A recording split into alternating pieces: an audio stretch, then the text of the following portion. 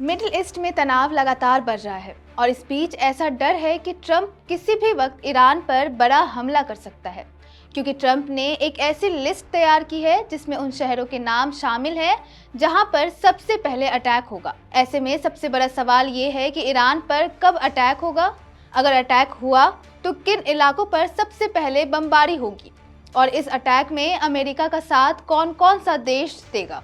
Iran में बढ़ रहे विरोध प्रदर्शन और न्यूक्लियर प्रोग्राम को लेकर अमेरिकी राष्ट्रपति डोनाल्ड ट्रंप ने ईरान पर हमले की धमकी दी है। इसके लिए अमेरिका ने ब्रिटेन, फ्रांस, इजराइल और 4 अरब देशों के साथ मिलकर लिस्ट तैयार की है।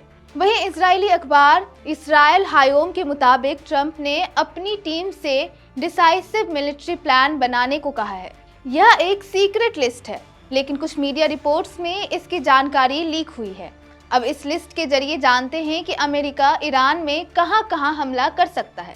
सबसे पहले ईरान के न्यूक्लियर साइट्स को नष्ट करने की कोशिश की जाएगी, जैसे फोर्डो, नटांज और इस्फहान। ये साइट पहले भी हमले का शिकार हो चुके हैं, लेकिन ट्रंप फिर से इसे निशाना बना सकते हैं। इसके बाद ईरान के टॉप लीडर्स और मिलिट्री कमांडर्स के ठिकानों को निशाना बनाया जा सकता है। फिर ईरान के ballistic missile factories, air defence system और मिलिट्री बेस को निशाना बनाया जाएगा।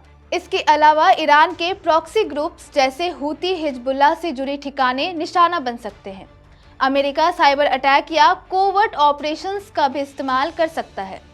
अमेरिका ने इन जगहों को इसलिए निशाना बनाया है ताकि बिना किसी बड़े युद्ध के सरकार का बदलाव हो सके। लेकिन ईरान ने भी अमेरिका को धमकी दे रखी है कि अगर हमला हुआ तो वह भी अमेरिकी बेस और इजराइल पर जवाबी कार्रवाई करेगा।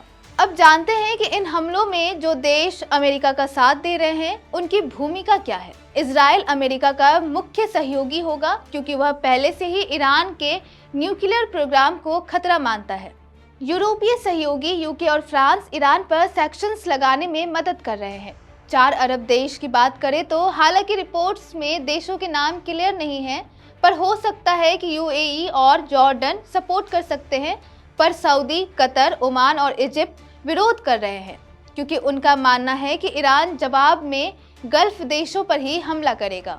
ईरान और अमेरिका इजराइल के बीच यह दुश्मनी कोई नई नहीं है, बल्कि सालों से चलती आ रही है। साल 2015 में ईरान और अमेरिका के बीच बराक ओबामा के टाइम पर न्यूक्लियर डील हुई थी, लेकिन साल 2018 में जब ट्रंप अमेरिका के प्रेसिडेंट थे तब उन्होंने ईरान के साथ इस डील को तोड़ दिया।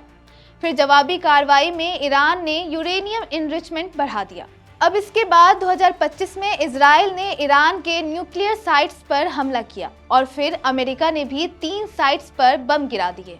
ट्रंप का कहना था कि ये हमले ईरान के न्यूक्लियर प्रोग्राम को पूरी तरह से बर्बाद कर देंगे, लेकिन इंटरनेशनल एटॉमिक एनर्जी एजेंसी के मुताबिक यह केवल कुछ ही महीनों के लिए रुका और अब 2026 में ट्रंप फिर से ईरान को चेतावनियां दे रहे हैं। इन धमकियों की वजह है कि ईरान में सरकार के खिलाफ विरोध प्रदर्शन चल रहे हैं, जिसमें कई लोगों की जानें जा रही है।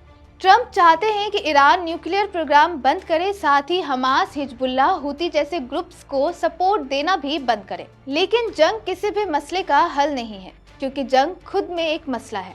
आप अपनी राय कमेंट बॉक्स में दें और देखते रहिए India.com।